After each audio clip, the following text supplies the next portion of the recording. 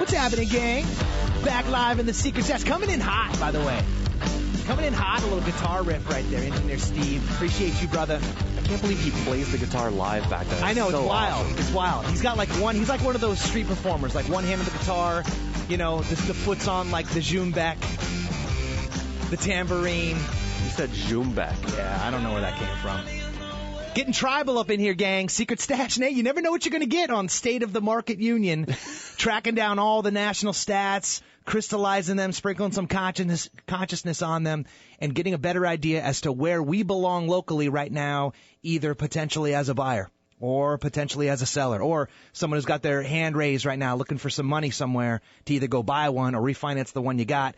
That's why we got my man Jeremy Beck live in studio today. Jeremy Beck, thank you for hanging out, my man. You bet. Thanks for having me. You can catch him, by the way, if you've got any questions offline, over at jeremy@greenmeansgrow.com. And speaking of questions online, you can call in, too, 866-405-1717. Take advantage of the fact that you got this guy in the studio right now who can ask any questions about you or your situation, perhaps someone you know. You can use aliases, 866-405-1717. Now, I tipped it off before the break, Jer, talking about the number one thing for buyers. You did a great job fleshing through that.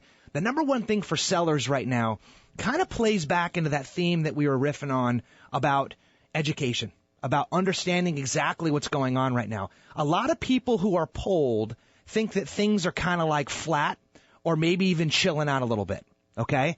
The numbers actually don't suggest that, though. As a matter of fact, they're going in the different direction. So let me tell this story through some of those numbers. So number one, when people were polled about contemplating the sale of their house, now this is a big one, almost 3/4 of them, 67%, said that they would actually move up in the process, okay? Which creates what? A buyer. Exactly. Yeah. So it's like a compounding effect right there, which is creating more opportunity. If there was opportunity for them to move up, if people raise their hand and put their home on the market, right, there'd be an opportunity for more traction that's happening right now. People are kind of holding their line and staying put. And only 33% would consider scaling down. Yeah, it's really interesting. This is what we alluded to before the break, the idea that putting a good plan together in terms of moving to your next home is critical, because a lot of people decide they want to sell, but then they get stuck in that conversation. We have a couple of really unique things that are happening right now. One is being able to utilize potential rents on the home that you're leaving in case you didn't find the market for it. But if you did sell it, we can also get you moved in that direction without having to go contingent. And so that's something I know that is a big conversation there. Because? Whether it's a big conversation? Yeah. Because your offer is a little bit more attractive if you're not towing a weight, right? Bingo. Yeah. Right. That's a big deal right now. So it kind of plays part and parcel, again, to the second part of that question. So first of all, there's some dormant transactions that are dying to come to light right now. And then offset, sometimes people say, oh, well, inventory is up through the roof. There's tons more homes on the market. You know, we're starting to get more of that equilibrium from buyers and sellers. Well, guess what, Jared? Not true. I'll tell you that. I'm not a real estate agent. You know that. I practice the finance side of things. But when I drive my hood and I see those open house signs, sometimes I get that gut impression like, oh, my God, there's a lot of homes for sale. And it seems like the numbers don't say that. Well, it was actually trending from the beginning of the year. We were up, you know, March was up, May was up, June was up.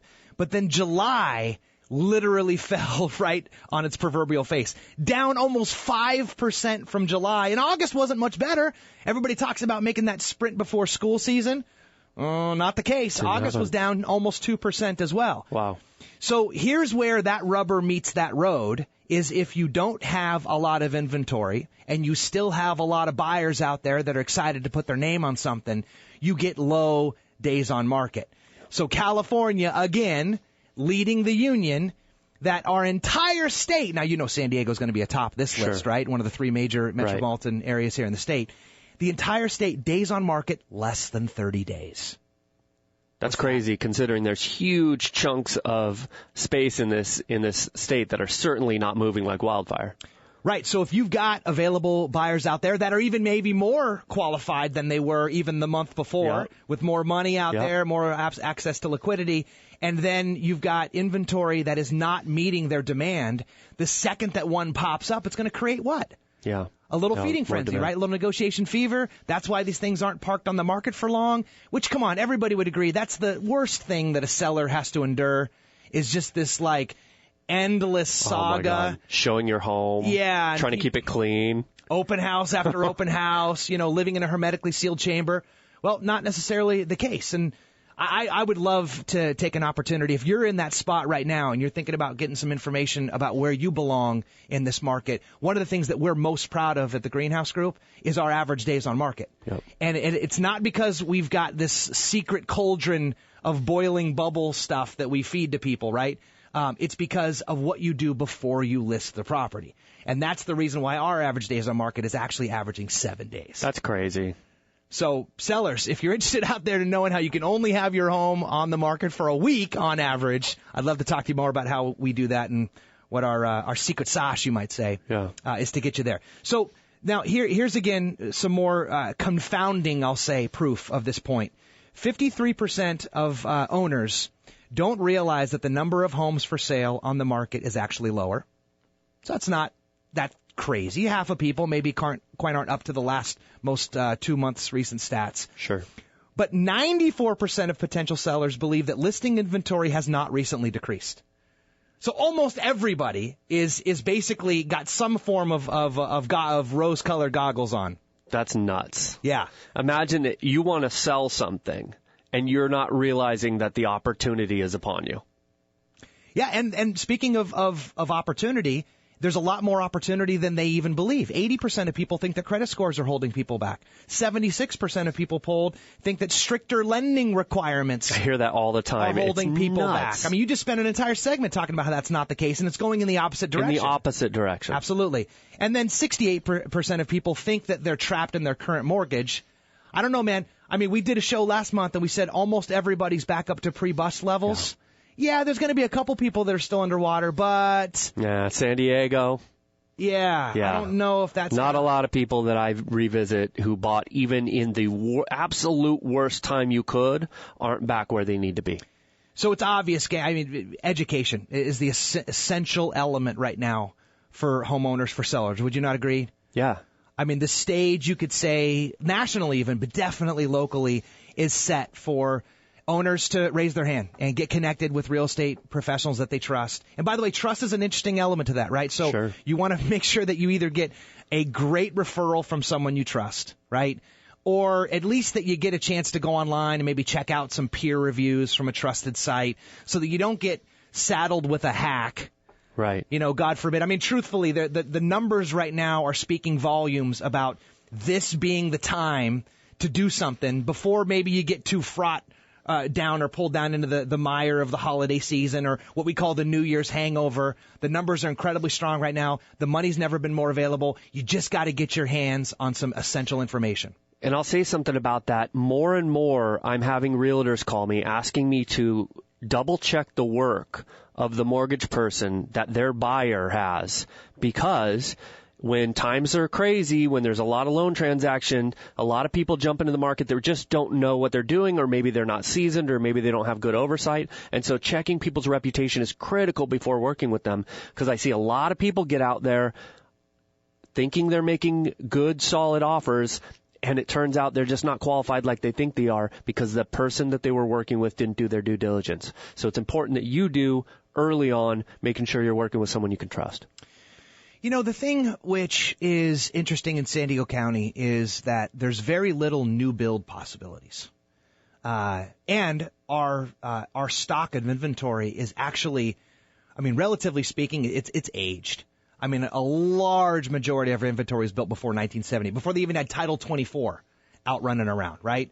So what about financing for somebody? Like if they find a lot around town, like, hey, I'd like to build my own house. I mean, obviously this isn't for everybody, right? Because you got to have a couple bucks to your name. Yeah. But how's that segment of the market looking? Like, are we starting to get starting to come back a little bit? Yeah, it's a good question. Back in the day, it was just as easy as buying a home that already exists. We're starting to see a couple lenders come back with some stuff, but really it's investor based, and so it's kind of it's got a lid on it still for sure. But we're starting to see it.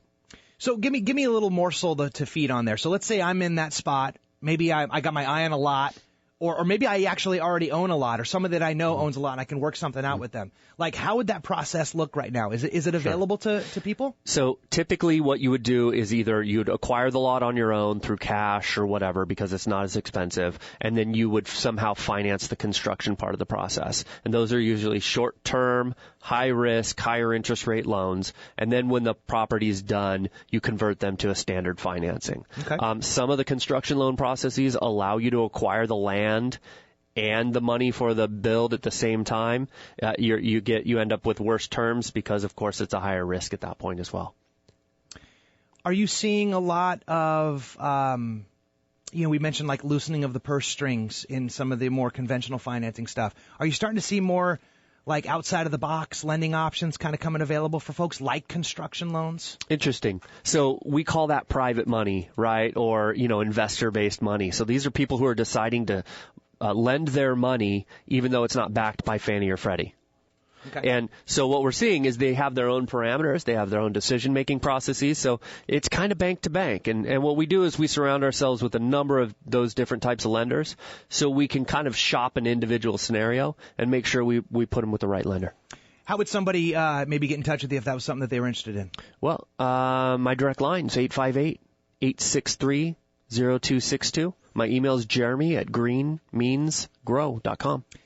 That's why we're flanked with Jeremy Beck today, gang. Hanging out in the secret stash, Stash Nation. Leaving you a little better than how we found you. Coming up, we're going to wrap up, do some final thoughts on this month's state of the local market union. Hashtag union. Current local. Mortgage market. Real Talk Radio, San Diego. We'll be right back.